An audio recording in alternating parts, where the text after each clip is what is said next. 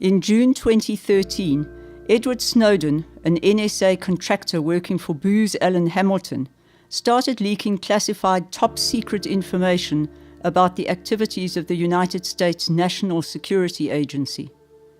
The revelations showed how the US, its allies, and their intelligence agencies, known as the Five Eyes, which consist of the USA's National Security Agency, NSA, the United Kingdom's Governmental Communications Headquarters, GCHQ, Canada's Central Security, CSEC, Australia's Signals Directorate, ASD, and New Zealand's Government Communications Security Bureau, GCSB, are doing warrantless, suspicionless, wholesale, blanket dragnet surveillance on the entire world. The Snowden documents revealed the NSA's vast bulk collection of global telephone, internet, location, and financial information. The initial documents revealed the PRISM program and how the NSA could extract data from the servers of Google, Facebook, Microsoft, Yahoo, Apple, and others. Further revelations revealed the X-Keyscore program, which taps into the global fiber optic traffic at over 150 locations worldwide. The revelations also detailed Boundless Informant, a program which tracks the number of events that are collected. This monitoring is made possible by deep packet inspection technology code named TermOil, or in other words, a way to see what internet traffic is flowing past a passive sensor.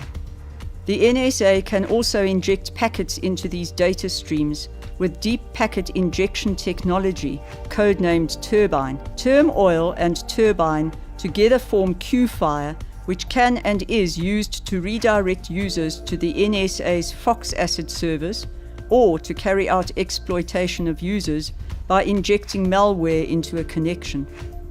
Here's an example of such an attack. A user visits an online service such as Yahoo.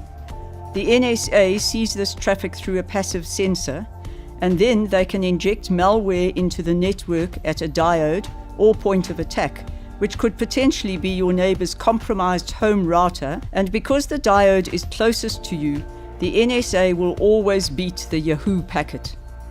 The revelations also detail a program named iHunt sysadmins, which targets and compromises systems administrators of large networks, people whom the NSA knows are innocent, to gain access to the networks that they control.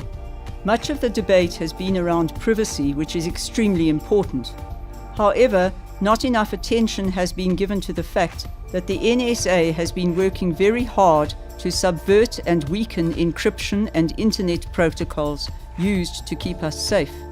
The Snowden documents show us that the NSA infiltrated the NIST standardization body and worked together with and paid security companies such as RSA to adopt weaker encryption algorithms to weaken the cybersecurity of many companies. And what that means is that you take something which is secure, an encryption algorithm which is so secure that if you use that algorithm to encrypt one file, nobody can decrypt that file. Even if they take every single computer on the planet just to decrypt that one file, it's going to take millions of years. So that's basically perfectly safe, uncrackable. You take something which is that good and then you weaken it on purpose, making all of us less secure as an end result. The activities of the NSA directly harm the integrity of the internet, as the NSA knows about hundreds of vulnerabilities, but keeps quiet about them so that they can use them, which leaves all of us vulnerable. Any adversary that has enough resources can find these vulnerabilities and exploit them. The NSA believes that they are the only ones that know about these vulnerabilities.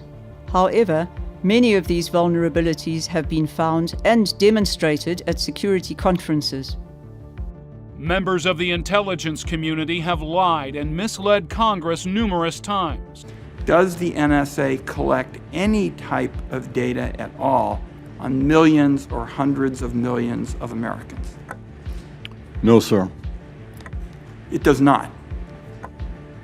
Not wittingly. We know from the Snowden documents that this is not true. How is Congress meant to do oversight when the members of the intelligence community continuously lie to them? In addition, the oversight of the NSA is extremely poor. In 2012, the NSA violated their rules 2,776 times, and the chairperson of the Senate Intelligence Committee, Dianne Feinstein, only found out about this after she was asked for comment by the media. The NSA's auditing was so bad that they did not know what documents Edward Snowden took. This raises important questions as to how the data could be misused, and the NSA would not know about it. Even if the data that is being collected is not being misused today, nobody knows what might happen in 10 to 20 years' time from now. To understand the harm of surveillance, one needs to look at how governments in Syria, Iran, Sudan, Libya, Egypt, Bahrain, Kuwait, Saudi Arabia, and many others have used surveillance or interception technology to spy, censor, and repress their own citizens. In many countries, surveillance is a life or death situation. Many investigative journalists who expose corruption and activists are routinely tortured, and some are even sentenced to death for exposing the truth. In the Middle East, metadata alone is often used to conduct signature drone attacks on suspected terrorists. However, thousands of innocent people have lost their lives because the intelligence was incorrect. To get an idea of the global proliferation of surveillance, research done by the Citizen Lab has found Finfisher command and control servers in many countries around the world. Today, we release over 287 files documenting the reality of the international mass surveillance industry. An industry which now sells equipment to dictators and democracies alike in order to intercept entire populations. This surveillance technology is produced and operated not only by governments, but by corporations and mercenaries that provide their intrusion services to the highest bidders, who often have the lowest respect for human rights. Say that 10 years ago this is an industry that really didn't exist, but that 9/11 provided essentially a license for companies to start developing spying systems that basically affect all of us. And now there are 160 companies in 20 different countries all developing this software, and it's an industry that's completely unregulated. One of the defenses of surveillance is that all countries spy, and that's true. However, the argument is not balanced. Most countries are limited by their budgets, policy, and technical ability to conduct mass surveillance. In this respect, the US has a significant strategic advantage over other countries, as most of the internet traffic passes or will pass through the US, as it's the cheapest path, even though it's not the most direct path. The US also has a huge intelligence budget, which exceeds $50 billion. A large part of this budget goes towards the collection and analysis of a vast amount of data, as well as developing new surveillance capabilities. The NSA also has an infrastructure to carry out such activities. A new data center in Utah was recently constructed, and conservative estimates put the storage capacity of the facility at 8 exabytes, which is enough to store communications of millions of people for a very long time.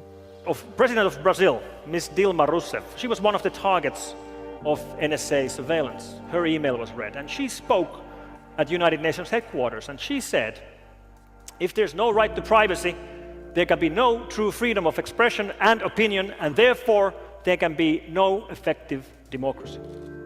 The government does not cite a single case in which analysis of the NSA's bulk metadata collection actually stopped a terrorist attack. A presidential review panel appointed by President Obama of his closest aides on December 18th issued a report saying, our review suggests that the information contributed to terrorist investigations by the use of metadata was not essential to preventing attacks and could readily have been attained in a timely manner using conventional court orders. In response to the revelations made by Edward Snowden, Google has started encrypting its internal traffic, and has turned on encryption by default for most of its products. Google has announced that it will start using HTTPS connections as a ranking factor in search results in a hope to spur on the adoption of HTTPS. Wondering how to secure yourself from surveillance? You can start by using software that implements end-to-end encryption, such as Telegram, Chat Secure, and Text Secure, which provide encrypted messaging, and Red Phone, which offers encrypted voice calling. To stay anonymous on the web, you can use the Tor anonymity network, which encrypts and relays your communication through various random nodes around the world, which makes tracking virtually impossible. There's sort of these two polarizing perspectives, right? Everything is great. The internet has created all this freedom and liberty and everything's going to be fantastic. Or everything is terrible. The internet has created all these tools for cracking down and spying and, controlling what we say. And I think both are true, right? The internet has done both. And both are kind of amazing and astonishing. And which one will win out in the long run is up to us. It doesn't make sense to say, oh, one is doing better than the other. They're both true. And it's up to us which ones we emphasize and which ones we take advantage of, because they're both there and they're both always going to be there.